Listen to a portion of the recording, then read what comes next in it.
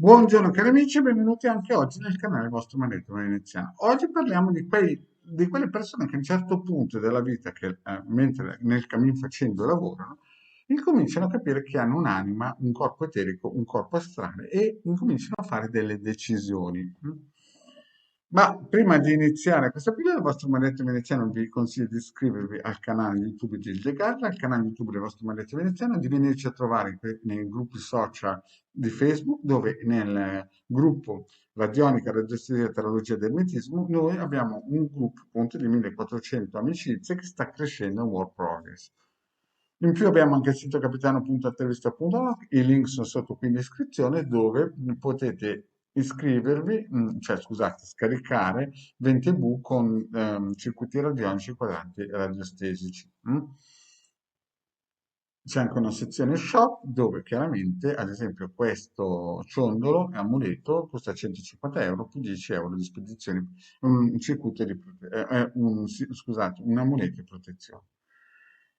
Bene, parliamo un po' di questa situazione che ultimamente, cioè non ultimamente, capita spesso, che quando alcune persone incominciano a capire che hanno un'anima, un corpo eterico, un corpo astrale, insomma c'è qualcosa al di là della materialità, magari hanno un buon posto di lavoro, che si sono, insomma, hanno faticato anni per poter raggiungere certe posizioni, magari anche un posto anche semplice, ma però insomma in quel posto lì sono valutate bene perché danno il loro contributo, però si rendono conto che magari stride molto con la crescita spirituale. E allora succede che praticamente cercano di abbandonare tutto per incominciare a camminare nella via spirituale, no?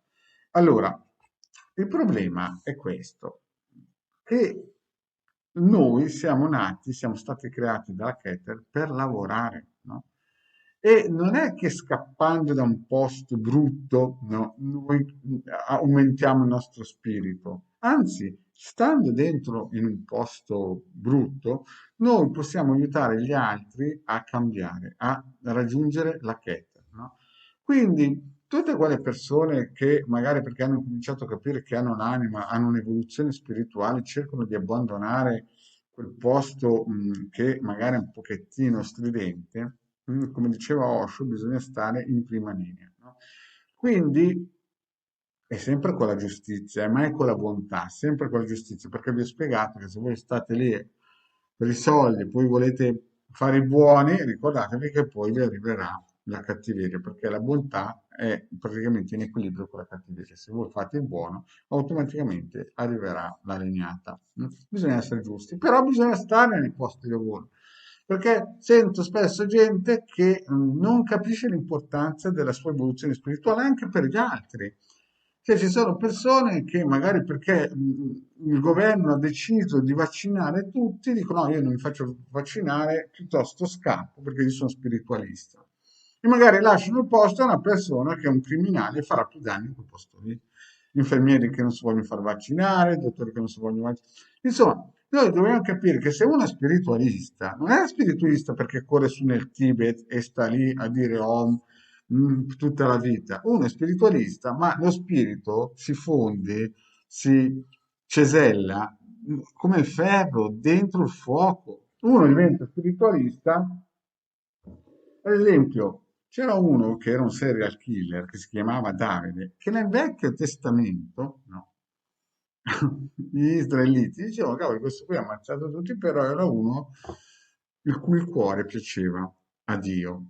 Adesso non dico che tutti gli spiritualisti devono diventare serial killer, però voglio dire che molte volte i piani della Keter non tutti riescono a capirli, però molte volte alcuni non riescono a capire che loro sono spiritualisti ma devono stare in un posto difficile per aiutare gli altri. Loro sono delle fiammelle che devono aiutare gli altri, non scappare sul Tibet o cercare di nascondersi dentro una grotta.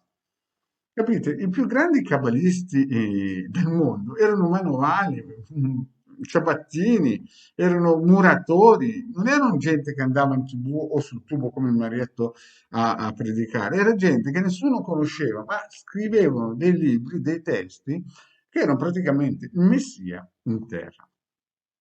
Quindi tutte quelle persone super spiritualisti che entrano in gruppi social, parlano con la settima dimensione o gli angeli colorati fuori di casa che vogliono solo parlare con me, tutte quelle cose dei salti quantici, tutte quelle cose lì, ma ragazzi, lo spirito cresce dove c'è il fuoco, dove c'è da lottare. Chiaramente dovete essere giusti, non è che se uno ti dà una sventola devi voltare e prenderne due. Oh, certamente, però devi stare lì. Perché alcuni a un certo punto della loro vita, perché hanno fatto quattro soldi, diventano spiritualisti, lasciano la loro attività, siete importantissimi per gli altri, no? Siete come il vaccino per queste persone, perché le state aiutando, perché un giorno anche loro dovranno crescere a livello spirituale. Quindi è vero che ci sono dei posti di lavoro che quando uno si sveglia la mattina gli viene male, è vero che qualche volta bisogna attivare le polpette, ma c'è una fetta di animi che vi sta cercando voi che le aiutate. E quindi non dovete per nulla abbandonare i posti di lavoro, anzi dovete restare lì in prima linea a difendere gli altri, perché siete il sale della terra, il sale della vita, capito? Perché ci sono persone che hanno cominciato a capire che esiste l'anima e via, vogliono partire in Tibet.